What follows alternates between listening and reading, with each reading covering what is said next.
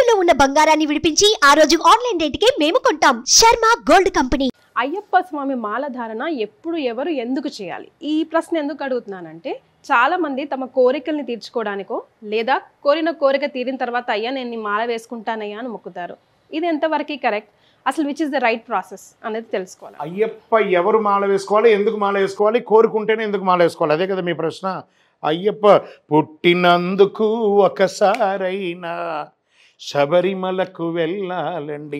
మీ యొక్క ఋతుచక్రం తీరిన తర్వాత 55 ఏళ్ళ తర్వాత మీరు కూడా ఒక్కసారి వెళ్ళాలి. పుట్టినందుకు ఒక్కసారైనా వెళ్ళాలి. అలాంటి ఒక అద్భుతమైనటువంటి క్షేత్రం. అది వెళితేనే చెప్పగలమండి. అది ఎందుకు కూడా ఒకసారి ఎందుకు అనేది చెప్పేస్తాను. ఈ మాల వేసుకు ఇందులో ఎవరైనా కన్యస్వాములు ఎవరైనా ఉన్నారా మీ దాంట్లో?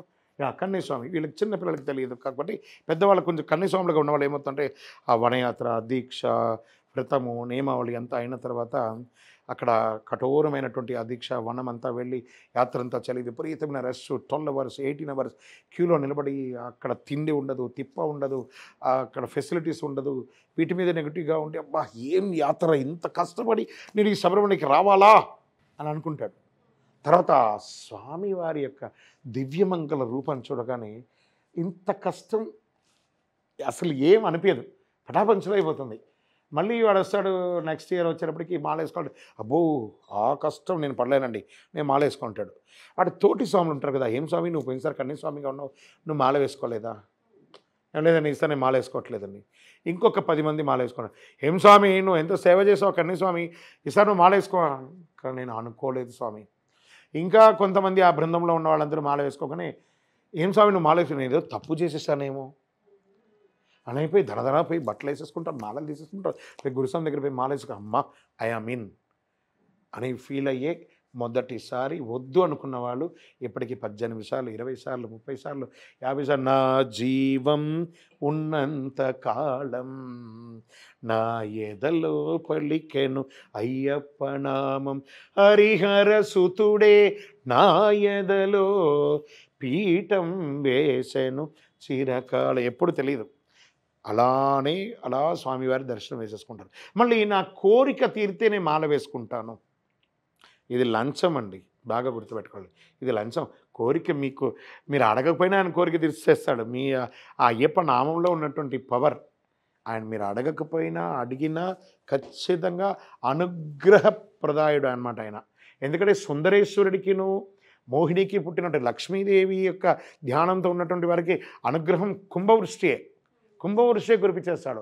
సో ఈ కోరుకుంటే జరిగిపోతుంది అనేది అపోహ. ఎవరైనా మాల వేసుకొని శబరిమలకి వెళ్ళవచ్చు. ఇది ఒకటి. తర్వాత మీరు అడిగిన ప్రశ్న ఉంటే అందులోనే అదే ఎప్పుడు ఎవరు ఎందుకు వేసుకోవాలి, ఎవరు వేసుకోవాలి, ఎప్పుడు వేసుకోవాలంటే కార్తీక మాసములో నీ వ్రతమును పూనుకొని. మీరు కూడా సుమన్ టీవీ వారు ఎందుకు మమ్మల్ని ఆగస్టులో పిలవలేదు, జూలైలో ఎందుకు పిలవలేదు, కార్తీక మాసంలో ఎందుకు పిలిచారు? అయ్యప్పలందరూ ఇప్పుడే ఉంటారు కాబట్టి. మాల ధరించిన నిష్టగరిస్తులు గుమికూడి ఉన్నారు, స్వామి భక్తులు అయ్యేరు. కార్తీక మాసంలో మాల వేసుకోవాలి. ఇప్పుడు మనం ఇప్పుడు చూడండి ఒక గ్లోబల్ వార్మింగ్ నాకు తెలియదు కానండి, అస్సలు చలి వేయట్లేదండి. విపరీతమైనటువంటి ఏసీ వేసుకున్నా కూడా నిద్ర రావట్లేదు. టు బి హానెస్ట్లీ ఎంత ఘోరం అంటే అంత ఘోరం. కింద పడుకుంటున్నాం, అసలు బెడ్షీట్తో పడలేదు, ఇంకోటి లేదు, కింద పడుకుంటున్నాం హాయిగా. అంత వేడిగా ఉంది. కానీ కొంత పల్లెటూర్లలో చూడండి వాళ్ళ పొలాల మధ్యలో ఉన్నటువంటి వాళ్ళందరికీ కూడాను ఎంతో చలి ఉంటుంది. ఆ కార్తీక మాసంలో ఆ చన్నీటి స్నానం శరీరంలో ఉష్ణం తగ్గుతుంది, ఆ చన్నీటి స్నానం. అందుకని కార్తీక స్నానం చేస్తున్నాం. అందులోనే శివ విష్ణువుల కలయిక అయినటువంటి నెల అని కూడా ఈ కార్తీక ధనుర్మాసాలు శివ విష్ణువుల యొక్క కలయిక అయినటువంటి మాసం కాబట్టి ఈ సమయంలో వేసుకోవాలనుకున్నారు. ఆ జనాన్ని రద్దీని దృష్టిలో పెట్టుకొని అందరూ వారి వారి యొక్క ఇష్టానుసారం దీక్షను మార్చుకుంటున్నారు. అది తప్ప అంటే నేను ఆ డిస్కషన్కి నేను రావట్లేదు. ఇలా వేసుకుంటే బాగుంటుంది అని అన్నాం. నేను సాంబారన్నం తిన్న తర్వాత పెరుగన్నం తినాలని అందరూ ఎవరు చెప్పలేదు, మనం అలాగే ఫాలో అవుతున్నాం. నేను పెరుగన్నం తిన్న తర్వాతే సాంబారన్నం తిని విత్తనం వాదిస్తే వాదించుకోండి, that is left on you. అక్కడ ఉన్న విషయం అంటే ఈ సమయంలో మాల వేసుకోవాలి, కార్తీకంలో మాసుకోవాలి, మార్గశిరంలో వ్రతం ఉండాలి, మకరంలో దర్శనం చేసుకోవాలని శాస్త్ర ప్రమాణం చెప్పడం జరిగింది. ఎందుకంటే స్వామివారు కూడాను ఆ కార్తీక మాసంలోనే వనయాత్ర చేశారు. స్వామివారు నడయాడిన ప్రదేశాలంతా అదే. స్వామివారి పూంగావనం అంటారు దాన్ని. పూంగావనం అంటే ఇది ఇప్పుడు మీరు ఆ వెనక తోటలో ఉంది చూసారా, చెట్లు పూలు ఎలా అలా పుష్పించిన వనం అంటారు పూంగావనం అంటే. స్వామివారి నడయాడిన స్థలం అన్నమాట. ఆ స్థలంలో ఉన్న స్థలంలో అప్పుడు మాల వేసుకోవాలి. ఎందుకు మాల వేసుకోవాలి మీ ప్రశ్నలో ప్రధానం. ఎందుకు మాల వేసుకోవాలంటే నీకు ఆరోగ్యం కావాలంటే మాల వేసుకో, అనుగ్రహం కావాలంటే మాల వేసుకో. మాలకు ఆరోగ్యానికి ఏం లింక్? అఫ్ కోర్స్ శరీరంలో ఉన్న ఉష్ణం తగ్గుతుంది చన్నీటి స్నానం వల్ల. తర్వాత భూమి మీద పడుకోవడం వల్ల మనమందరూ కూడా స్పాంజ్, ఇప్పుడు చూడండి మేము కూర్చోడానికి ఇంత కంఫర్ట్ పెట్టారు. No, this is not right way. అలాగే భూశయనం అన్నారు. ఆ భూశయనం పడగడం వల్ల మన స్పానల్ నేరో అవుతుంది. ఫస్ట్ ఆరోగ్య రక్త ప్రసరణ అనేది కొంచెం చక్కగా జరుగుతుంది. అంటే ఏకభుక్తం. మనం అదే దీక్ష లేని సమయంలో వాడు బెడ్ కాఫీ నుంచి మొదలు పెడితే తిండి తిప్ప, బిస్కెట్లు, ఛాయ్లు, గప్చిప్పులు, చెత్త చెదారం, ఇంకా కొంతమంది ఉత్తములు 9 గంటలకి గుర్రం ఎక్కుతారు. ఇన్ని రకాల చెత్త చెదారాన్ని దేహో దేవాలయ ప్రోక్తని దేవాలయం లాంటి యొక్క దేహాన్ని మలినం చేసేస్తారు. దాన్ని మన వాష్రూమ్లో లెట్రిన్ పోతే ఇలా ఫ్లష్ చేసి గజ్జని కొట్టుకోపోతుంది సరే. ఈ 41 రోజులు ఏకభక్తం ఉండడం వల్ల లోపల ఉన్న చెత్త మొత్తం కొట్టుకుపోయి ఆరోగ్యవంతులం అవుతాం, డాక్టర్కి దూరం అవుతాం. ఒకటి ఇది అయిపోయింది. వాక్శుద్ధి వస్తుంది. ఫస్ట్ ఓం అనగానే నాభి లోపలికి వెళ్ళిపోతుంది.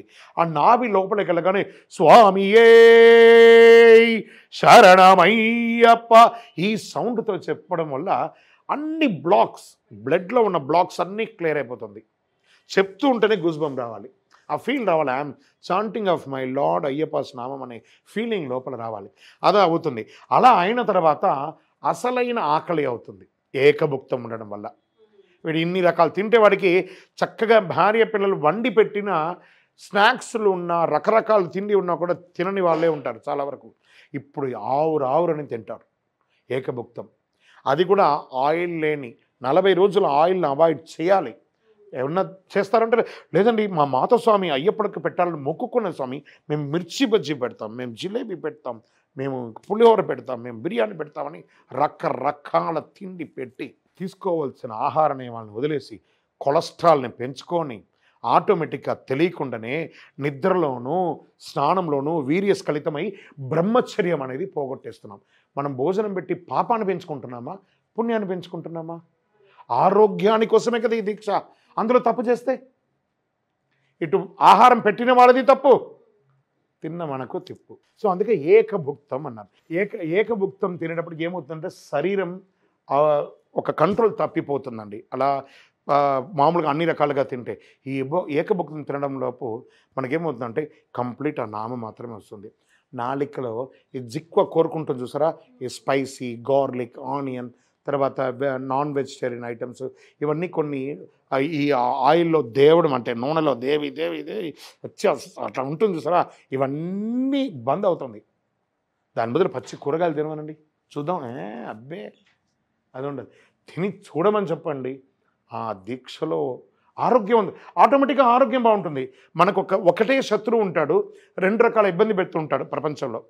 మనందరికీ ఒక శత్రువు, ఒకటే శత్రువు ఏమో ఒకటే, 2 ఇబ్బందులు ఉంటాయి. ఎవరు చెప్పండి? మనకు కామన్ శత్రువు ఉంటాడు. ఎవరు చెప్పండి? మనందరికీ కామన్ శత్రువు అమ్మా. శత్రువు ఒకడు, ఉపద్రవాలు 2. నోరు. నీ నోరు కంట్రోల్ చేసుకుంటే సమాజం నీతో ఫ్రెండ్లీగా ఉంటుంది. నీ నోరు కంట్రోల్ చేసుకుంటే నీ శరీరం నీకు సహకరిస్తుంది. ఒకడే శత్రువు, 2 రకాలైనటువంటి ఉపద్రవాలు. ఈ నోరు ఆటోమేటిక్గా కంట్రోల్ అయిపోతుంది.